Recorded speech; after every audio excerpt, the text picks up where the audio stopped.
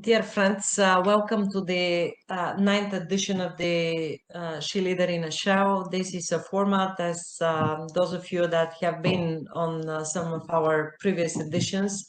It is organized by the Bulgarian Center of Women in Technologies. And what we do is we are inviting interesting female leaders.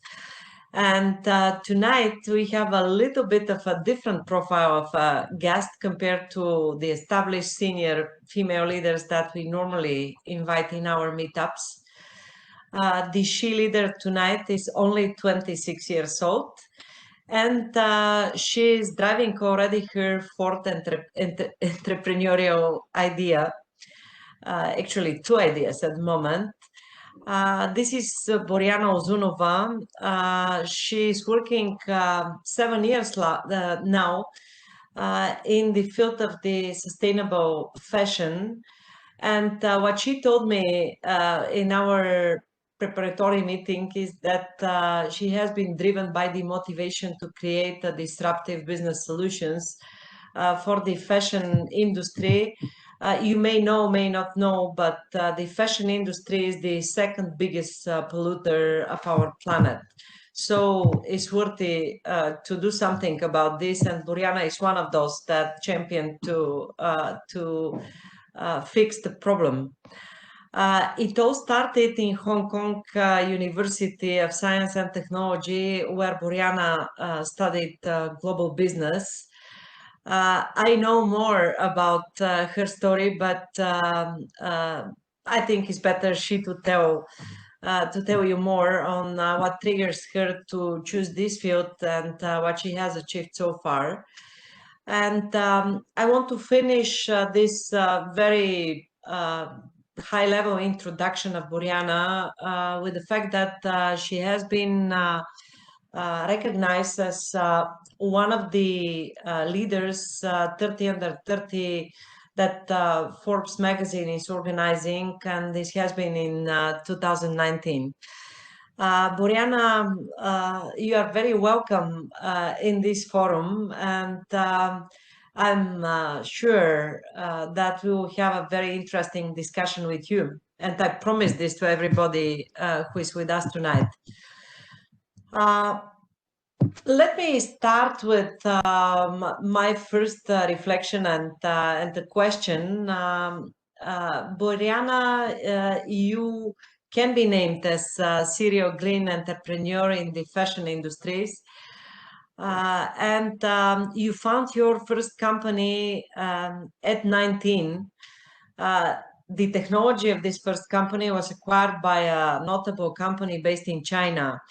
Kool and Konscious platform that we followed for 2 years is also at the moment in process to be acquired. Now at the age of 26, as I've mentioned already, you are driving not one but two startups, Note and Impact ID. Can you share more about your path and what motivated you to devote yourself to the green cause in general and specifically to the sustainable fashion? Yes, of course. And I would just love to open up first with a huge thank you for inviting me to be part of this wonderful event, and talking to you, Sasha, in specific is an honor. You are a role model that I'm looking up to, and genuinely feel there is also a lot to hear from you. I'll try to address the questions in as valuable way as possible. Keep letting me know if you hear me well and if always good with the connection. Otherwise, I'll try to. Yeah, fantastic. Yes, it's been interesting that actually I absolutely did not mean to specialize within the fashion industry. This is not what I studied. I studied global business and engineering.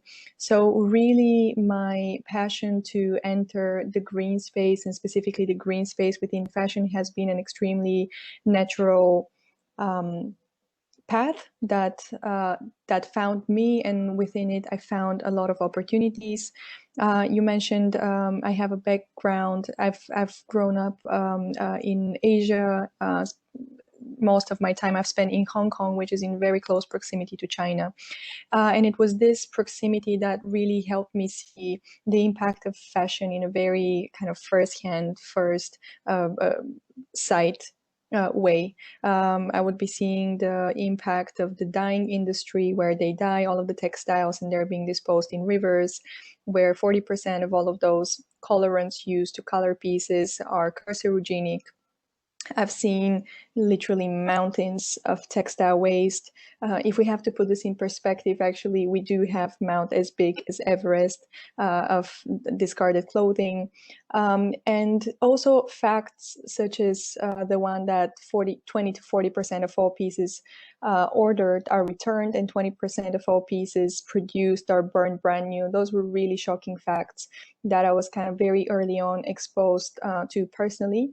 So in 2013, I really got fascinated to put things in numbers for myself. At that time, absolutely no one was talking about the fact that fashion is a huge polluter. I mean, I didn't even assume it was one of the top 10 because we never spoke about this. There were no articles about it at the time. And I myself really started to try to assess what is really the global impact of the fashion industry, to the extent that I could, of course. Just being in a science and technology university that specializes a lot in research really helped. And this is the moment where I really just got really excited and thought to myself, this is going to explode at some point. It is going to be the topic of the year. So I was really keen to enter and see what I could do. So yes, it's my fourth project for the past 7, maybe 8 years already now. And all of them have been a very kind of natural transition from one to the other, kind of refining the general thought of how to fix the fashion industry. Because probably in our conversation, if we touch on the projects a little bit more, we'll see that actually the problem is not in one specific place of the industry, say the production stage or the disposal stage or the use phase. It's really in every single stage of production, consumption, and disposal. So really, all of the projects have touched on some of those parts of the industry, and it's been a really exciting and challenging journey to be one of the people working in the space. You are not alone. Listening to you, this reminds me a motivation of great Bulgarian artist, Rosalina Burkova. You may know her. I do. She has studied in the Royal Academy of Art Fashion, being extremely gifted. And when she was confronted with this reality that triggered you to devote yourself to the cause, she changed completely her path. And I'm mentioning Rosalina, although she's not a topic, because she's really, in my view, an artist with the future. And also she has been very supportive on many initiatives for MoveBG, for Bulgarian Center of Women in Technologies, and of course for many green-minded activities. Maybe you collaborate with her. But Rosalina has been a guest, and she had her time to tell her story. Now back to your project, because both Node and also Impact ID are very intriguing to me. Can you share more what are your entrepreneurial initiatives at the moment, and also why you develop them in parallel? That's very interesting. Yes, I would love to. So Impact ID is a B2C company, and it's related to the production stage and planning stage of the fashion industry, and probably the production and a little bit of the consumer stage, whereas Note is a B2C business and it's touching on the consumer and afterlife stage. So both of the projects really are very different than each other, but very even complementary to we're actually we're running a collaboration between both companies right now. So Impact ID is a technological company which helps fashion brands understand their environmental impact and start from there, start pinpointing where are their biggest hotspots in terms of impact, recommend them what they can do to offset some of this or mitigate first some of their impact, and which is more long-term strategy, but really the way to go forward. And then some more short-term strategies, such as offsetting immediately some of their impact, which is an immediate action, but at the same time, it's not, some people might label this as greenwashing, but if you do it right, you can have some immediate impact, which could be good. But in general, we assess in a very quantitative and scientific way the impact of your fashion production. And from there on, we help you be more mindful on achieving minimum carbon and water emissions products that are as circular as possible. Before moving to the other project, can you eventually name some of the partners and customers that you have? Do you work with Bulgarian companies also? Currently, so the only Bulgarian customer which we have right now for Impact ID is Node, which is our other project. And I've been extremely happy to see that a lot of our customers have actually moved on to creating their profile at Node just to be able to track their savings. Which is fascinating, and it brings me a lot of joy, because I'm seeing that people are not in it just to shop, but really in it for the cause, and they're shopping secondhand for the sake of also being more environmentally friendly. But some of the other people who we are working with, one notable, actually extremely cool fact, that our first client was Farfetch. So we are working with Farfetch on a fantastic project which is due to be live in March. So they're one of the most exciting partners which we have. As you know, they're a really large and influential platform. So we're really hoping that through seeing such big fish players entering the sustainability space, bringing more awareness, understanding their impact, communicating the customers both negative and positive impact in a very visual and engaging way, is really going to be a big step for the industry to also shift to this more mindful, transparent, and accounted for way of doing business. Just for my understanding, would someone like you, who is really introducing a solution that helps fashion industry to become more sustainable, have a place in the royal fashion shows, or you believe that this is an area where those people won't accept to talk to the ones that practically point the problems that they are creating with the environment? If I understand the question correctly, you're asking if the people who we are working with are also some of the biggest kind of bad guys in the industry. So and they're still the first ones to supposedly be the change makers. Is that the question? Sorry. In a way, yes, but my thinking was more on if you would have a place, and companies like yours would have a place during the Paris Fashion Week, or because I'm thinking on what disrupts the traditional industries, and I can imagine that eventually, in addition to this really glamorous pret-a-porter, it has a place, someone like you, to introduce solutions on how they can become more sustainable. Can you imagine that this dialogue is possible, or for the time being it's too early? Absolutely. We're seeing that some of the biggest brands are approaching us and other startups like ourselves. Also, Farfetch, the H&M Foundation, Rolex. These are companies that they themselves have found incubators and accelerators to look for these very young, small companies that really are driving the way forward to accelerate a change. And when it comes to kind of being part of this world, kind of mixing the glamour and the green together, I absolutely see this becoming the unified trend.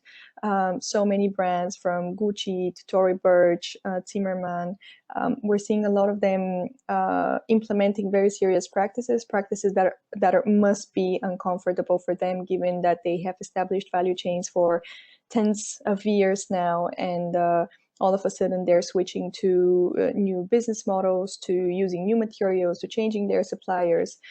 So we are seeing, I still believe a lot of what is going on in the fashion industry is greenwashing, but we are seeing a lot of players really committing to these uncomfortable moves, which really for me is a testament of their readiness to really start thinking on the real change that at some point needs to happen anyway.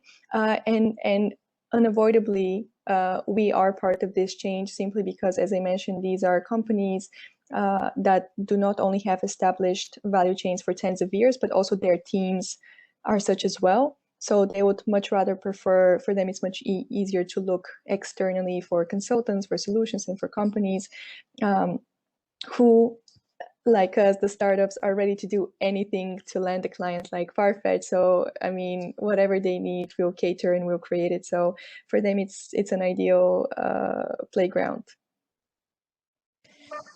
And I've interrupted you, but tell us also a bit about the other project, the Note one that Note also is project. going full speed. Note is short for New Oath, which probably gives you an idea of what it does. It's a project which started extremely naturally. It's a marketplace for secondhand, driven by the power which everyone has attained through their social medias.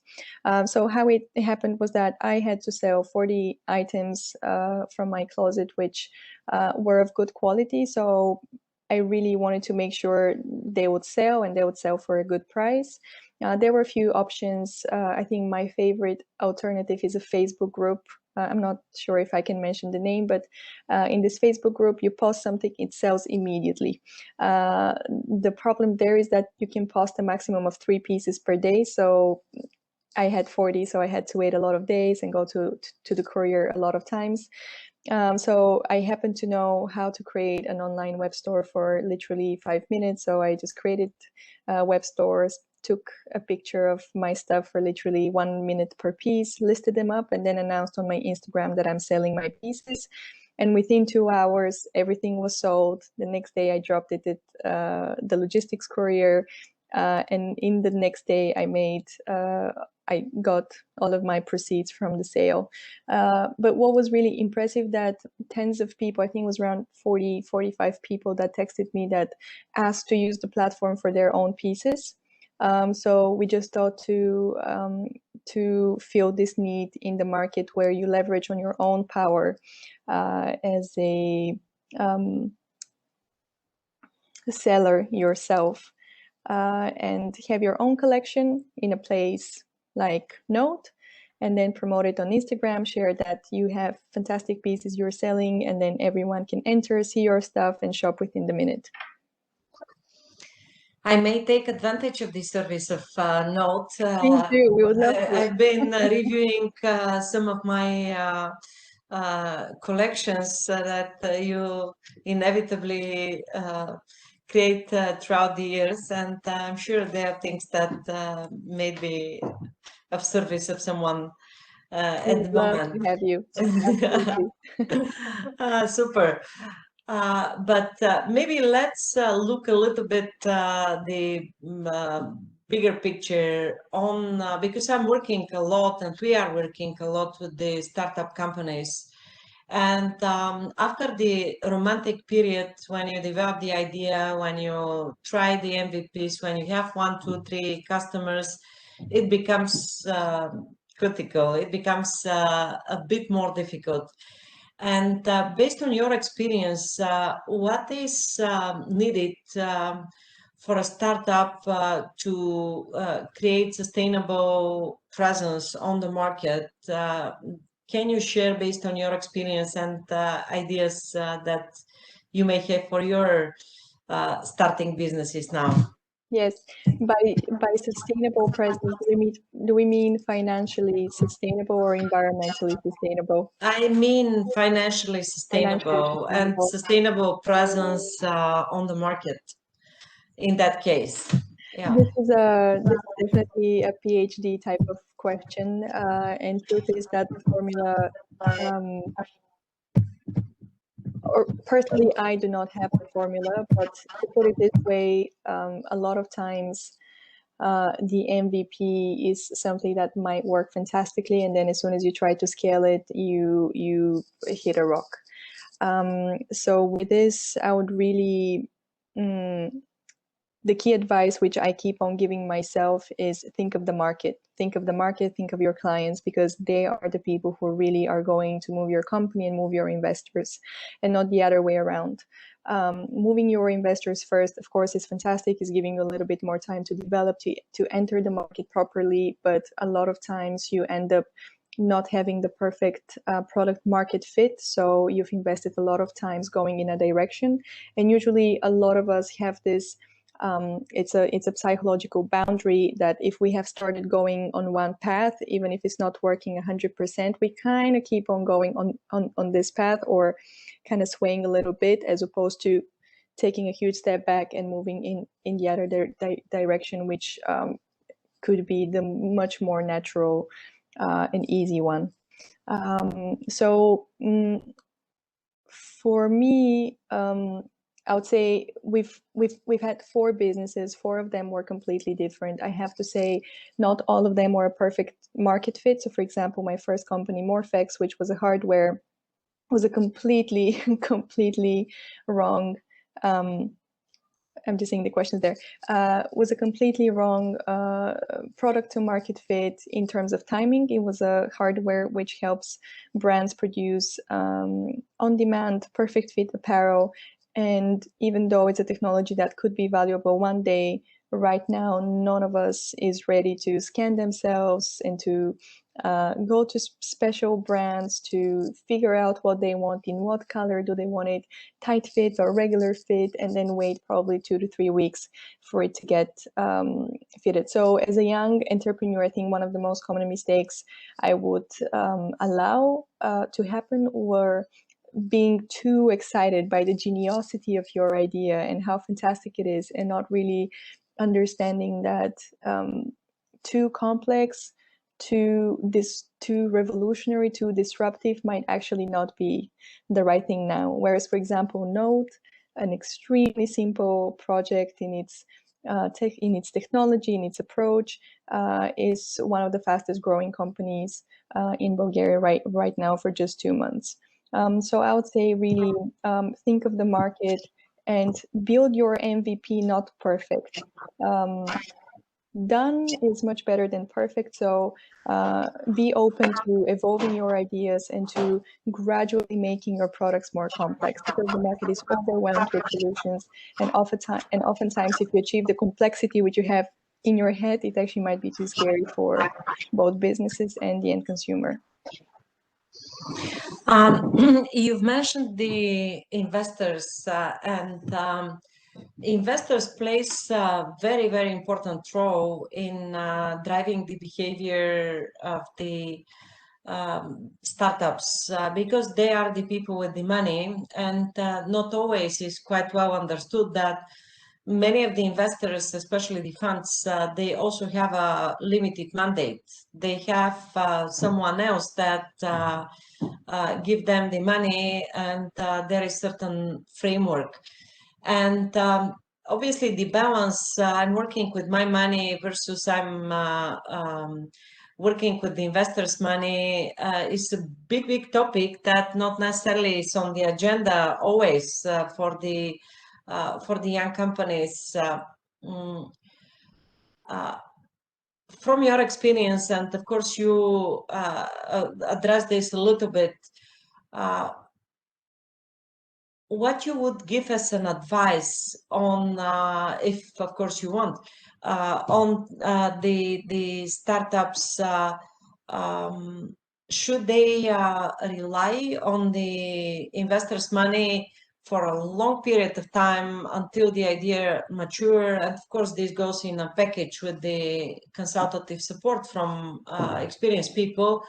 Or going small in an agile way would be the recipe.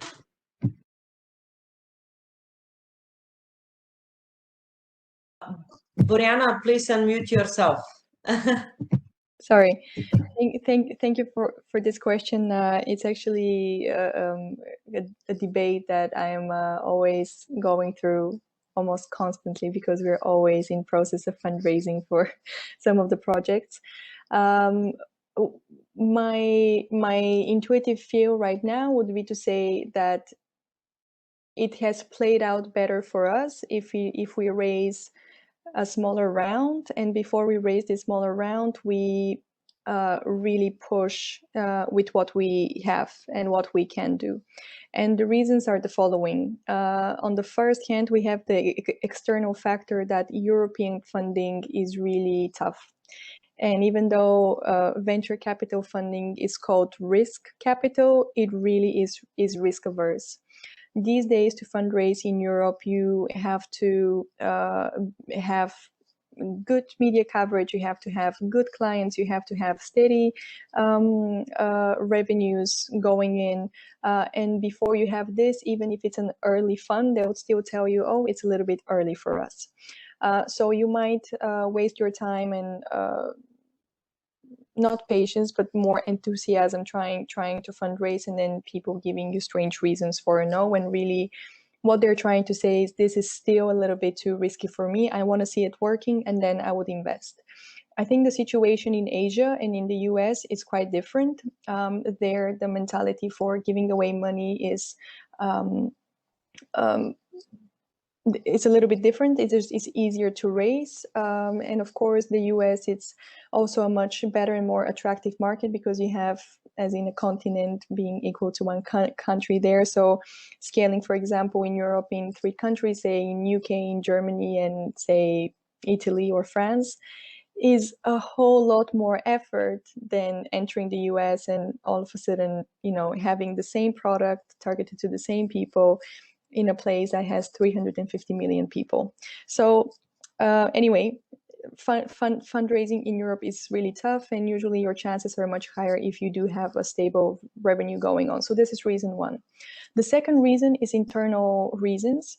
I've seen a lot of startups, especially in Asia, that raise early. And of course, when you raise early, you give up a lot of equity. But if you raise early, you would have raised money before you have optimized.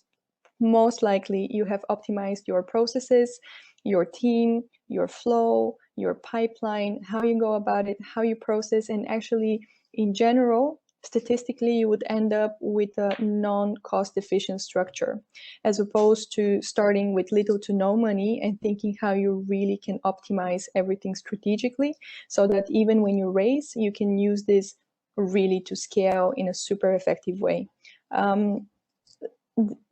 In the last 2 companies which we founded, in Impact ID and in Node, we have started with no funding. So we have self-funded in Impact ID, respectively, the first year, and for Node now the first 2 months, because we're 2 months old. And it has helped us tremendously to really think about efficiency, optimization, thinking effectively, who to hire, how to make our scaling super cost efficient. And in the long run, this is really super good for your company and ensuring more effective spending. And it's something that the investors like as well. Before continuing, I want to address a question that Iskra Mikova was putting in the chat, why we are speaking in English. And let me tell you, I eventually should have started with this explanation at the beginning, how SHEleader in a shell was born. We know, as you might know, that we are running an yearly conference, a very classic conference, SHEleader Digital, and because of the pandemic last year, it is an international event and it has a quite a good visibility on European level and not only. And last year, when pandemic started, we've postponed for twice the SHEleader conference because we wanted to have it on site, not to have it online. And we didn't give up, but instead we decided to start an online format that is keeping also the connection with this audience. SHEleader in a shell, and those are these monthly webinars, and we have international guests, not only Bulgarian speakers, and of course we trust that our audience speaks English. That's why we carry this format in English language. So Iskra, hopefully you feel comfortable as everybody. I'm also myself a patriot, and in Bulgaria, I prefer to speak Bulgarian, and I speak Bulgarian also. But this specific webinar is distributed also as a podcast and as a follow-on distribution through different channels. And we want also to take the opportunity to promote and position some of the Bulgarian female leaders. That's why we're speaking English. And I also want to invite everybody who has a question to start publish them in the chat. I have one, two more questions, and we'll leave couple of minutes or 15 minutes to have joint dialogue and to carry the questions also from the audience.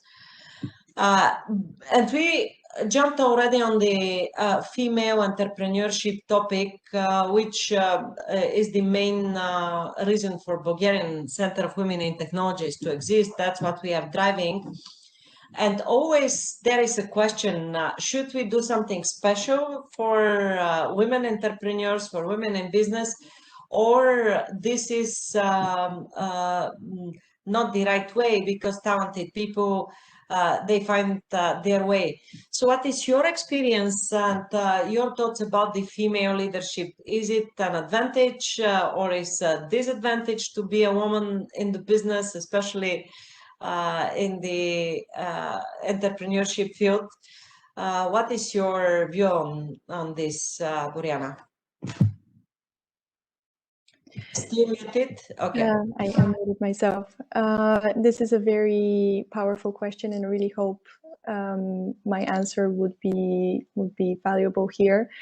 I think I've grown up in a family of entrepreneurs, and specifically a very kind of strong father figure who has always made me feel like an empowered woman. So I personally have never suffered from any stigma or being scared of put forward my ideas and grow. However, I'm more than aware that suppression of women and female entrepreneurs is going on. And I absolutely do not discard the fact that this is happening. And I've been frequently thinking of why is this happening and how can I be of help? Having grown up in Asia and studied with Asian students, I've seen so often absolutely brilliant girls just being absolutely shocked with, for example, how I have the courage to found a company or run it or pitch to investors. And on my end, it was shocking for me to hear their thoughts and why is it so surprising for them. So I feel this kind of the suppression which we're still experiencing is a lot historical, very much cultural, and we do have to overcome it. There are still cultures and environments and countries in which being a female entrepreneur is not easy, not because you're a woman and you cannot think as good as a man or create ideas as good as a male, but because just a lot of the even say the investment environment is very male dominated, and if they themselves are still within this historical and cultural stigma supporting the the lack of appreciation to women, then it really could be hard for you to establish yourself as a leader. So for these cases, I would really I guess it would be really, it might be it's a very, how to put it, hopefully functional advice, but then still very hard to implement, would be try to break out of your culture. I've seen a lot of girls, for example, in Hong Kong who have come from Ecuador, where their parents were so against her studying engineering and going to another country, but she managed to apply. She got a full scholarship. She came to Hong Kong, and now she's one of the laureates in the Chinese Royal Scientific Academy, and she's pioneering some of the key solutions in chemistry right now. So it's very tough, but here I think I have little to no advice to give if you are in a culture which is really stagnant in terms of stereotypes. What I can say is try to break it in some way.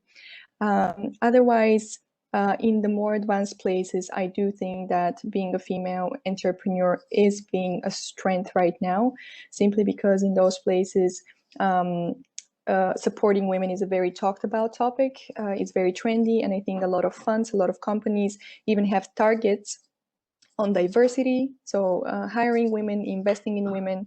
So if you find yourself in some of those places, then definitely do leverage on the fact that you're a woman, and subtly try to bring it in as a fact in your presentation decks, in your conversations with investors. Not, of course, not in an aggressive and unpleasant way, but make them understand that you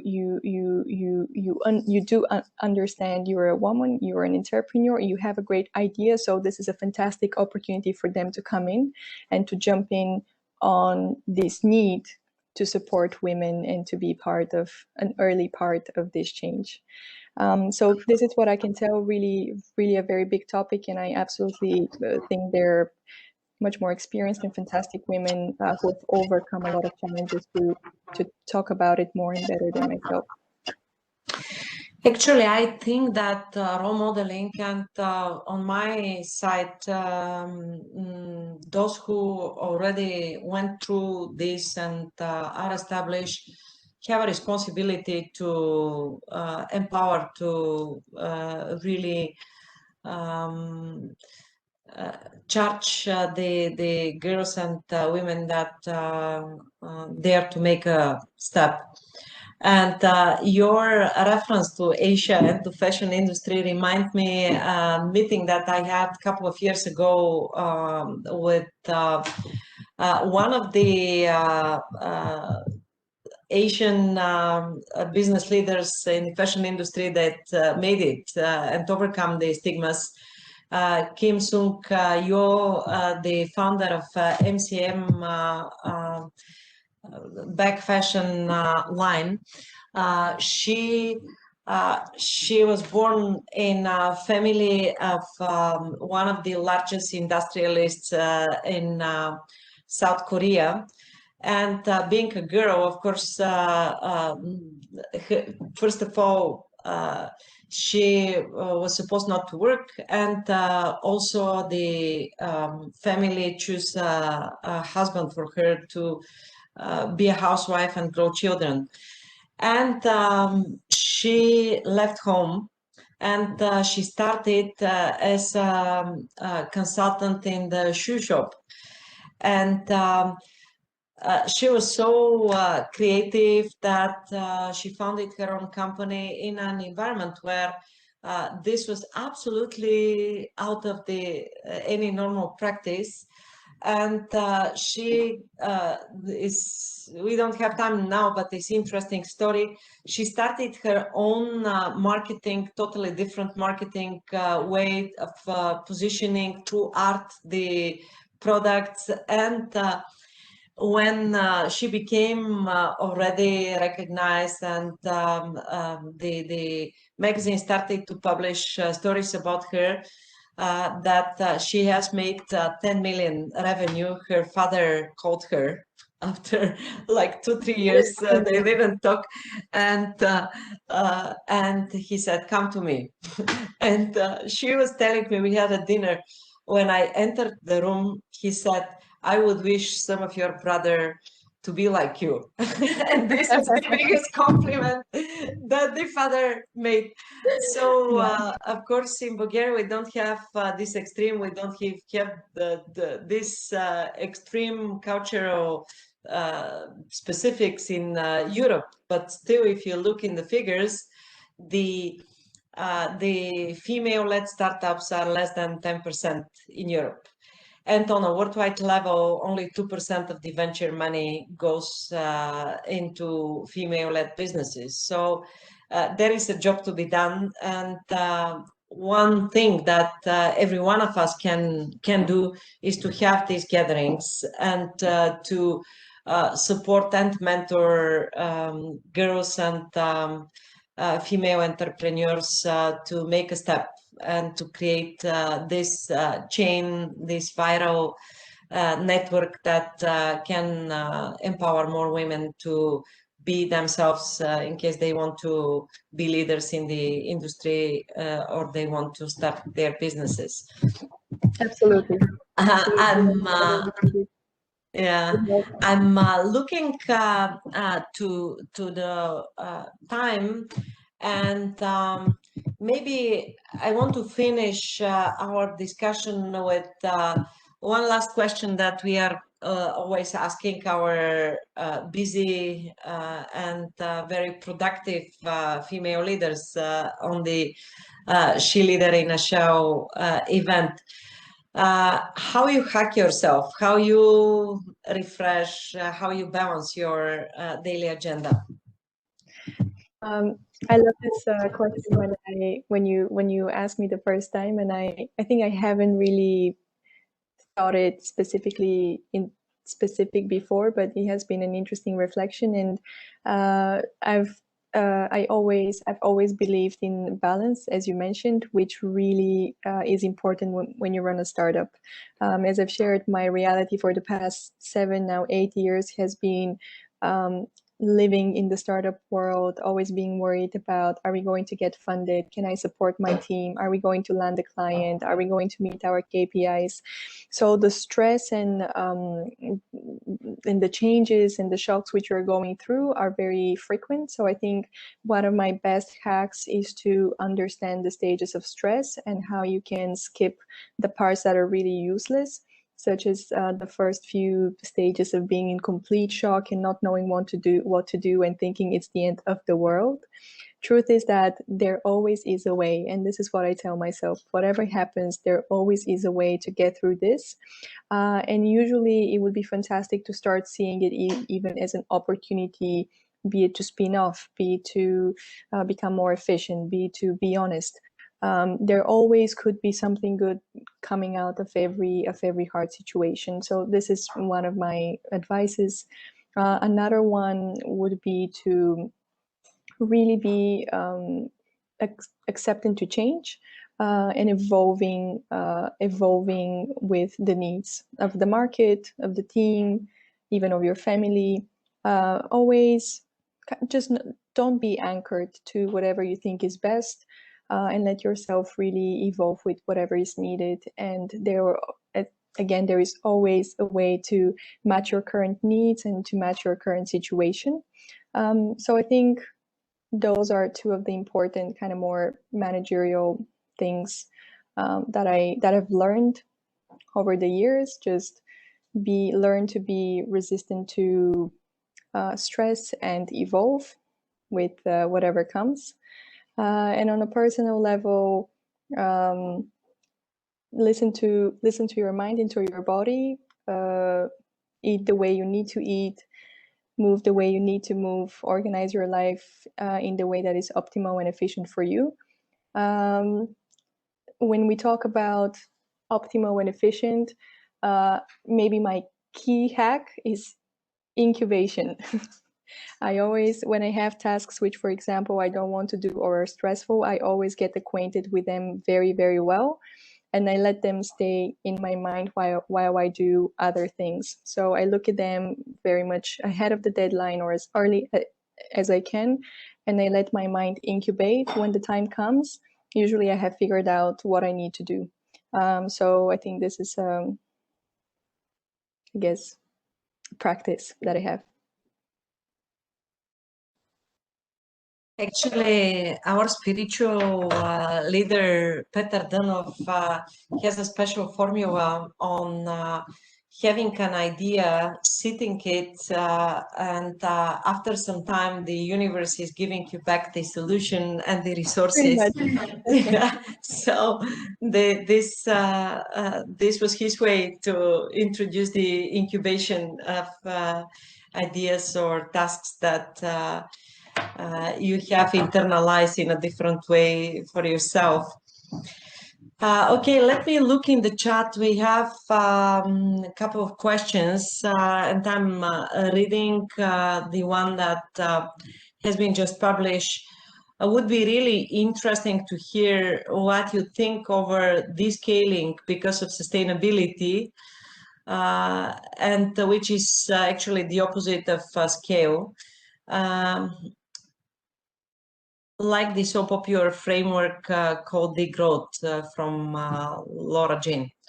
So do you really think that sustainability means descaling? What is your view on this? It's a very interesting question. It's a very, very interesting question, and I'm a personal fan of Laura Jean. She's one of the brands that we have worked with at Kool and Konscious, and very impressed with her dedication to sustainability, sustainable practices, and really standing not for but against greenwashing. So thanks, Laura, for this question.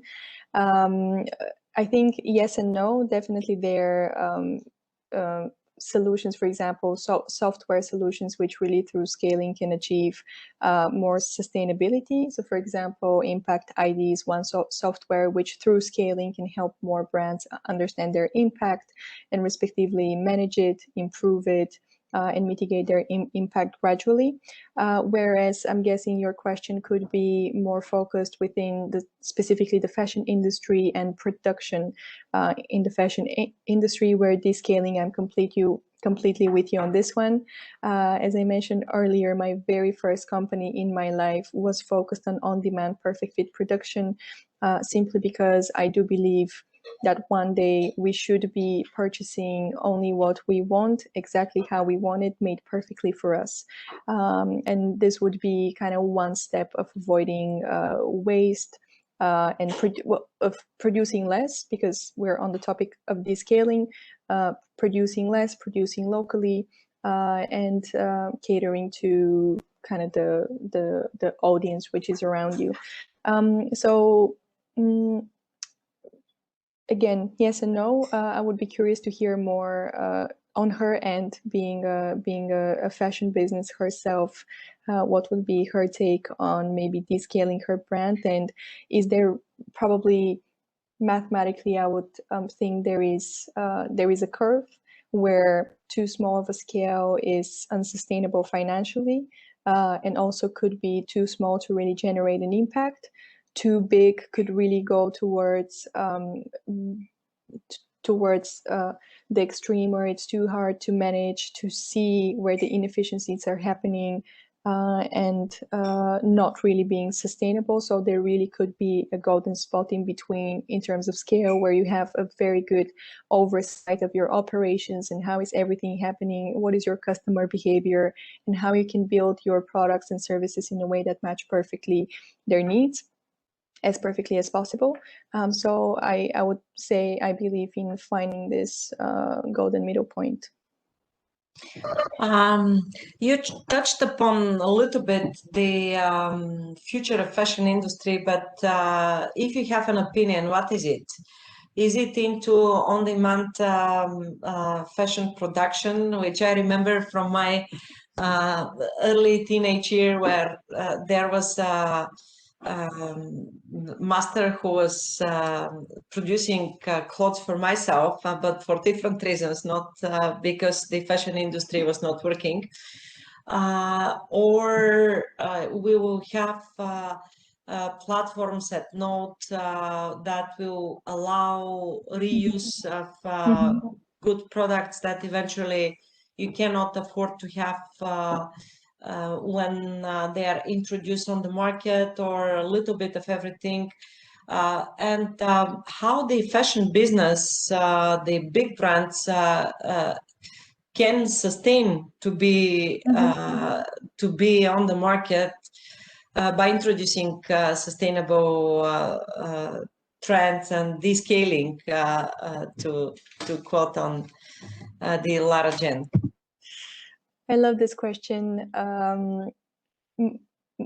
From what I've seen and from the conversations which we're having with brands and with customers, I really do see that the future of fashion is being reusing a lot.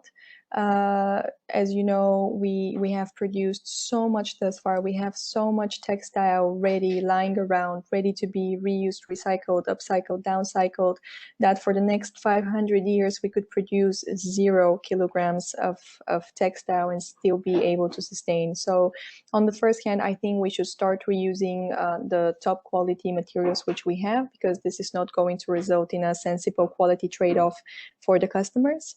And the market is huge. The second-hand market, what is being projected for the coming 4 years now until 2025, is that actually retail is going to shrink to -4% in total, and second-hand is going to grow to 414%. So we are seeing the few solutions around the world that are focusing on secondhand exploding. Bestier Collective, Depop, ThreadUp, The Real Real. I mean, those are all brands which are growing with exceptional rates. Even the Note, that is a super spontaneous Bulgarian project which we launched for literally 2 weeks without too much thinking, is exploding in terms of following and demand and supply, and it's been really impressive. But at the same time, reuse and resale are not going to be kind of the single solution. As you said, it could be a little bit of everything, where circularity is going to play a huge role in how we produce from here on. So what has been produced thus far, it would be fantastic if we can reuse it and utilize it in some way. But if we produce anything from here on, it would be fantastic if it could be circular. And circular could really mean two things, at least in my own mind. You could be either circular if the piece can revert back to nature in a way which is not harming. So it is actually circular to the nature and it circulates within the natural processes. Or the other way of being circular is value chain bound circularity. So if the piece can, say if something is made from polyester, polyester is extremely recyclable product and it's very cheap and effective to recycle. So you can throw it away and it can be 100% recycled and then used again with the same quality. And a lot of you might think right now, well, okay, we have a lot of products which are from natural materials, such as cotton and linen and wool, so we can throw them away and they're circular. And we have 2/3 of clothing are actually polyester, so we can just throw them and they'll recycle them. But this is not the reality. And here, what I mean by thinking with circularity in mind is that actually, if a product is 99% value chain bound circular and 1% nature bound circular, it's not circular. So you can imagine, say, a polyester sweatshirt made with zipper and metal buttons on it. Immediately, this process of having to separate those pieces becomes too expensive because this is currently made with manual labor. So it goes out of the recycling pile and into the landfill pile. And it's very important for designers to understand this, because right now the majority of fashion designers and production is focused on simply being creative, creating beautiful designs, but they're not thinking about can this be circulated? What happens to this piece once it's gone? So creating these manuals or startups to work with designers on creating still very creative and still very beautiful designs, but either 100% naturally circular or value chain circular is going to be a big field, in my opinion. Thank you very much with this forecast and the journey to the future. I think it's an excellent end of our meeting tonight. It was very interesting discussion from my side. I'm pretty sure that many people will get inspired by not only ideas that you shared, that was also very informative and educational, but also by your personal example to try things, to start early, to find a way, to find a balance. So thank you very much, Boryana, and we'll have a three-dimensional meetup very soon after the two-dimensional on the screen tonight. Thank you, Sasha. Okay. Thank you. It was an honor to chat, and thank you a lot for this time, and to all of the listeners. And if there are any questions, I would be more than happy to address them, and really, really looking forward to meeting you in person soon. Okay, thank you to everybody who has been with us tonight. We'll publish both the podcast and also the record of this event, of this meeting in our channels. So for those of you who was not able to follow it online, it will be available.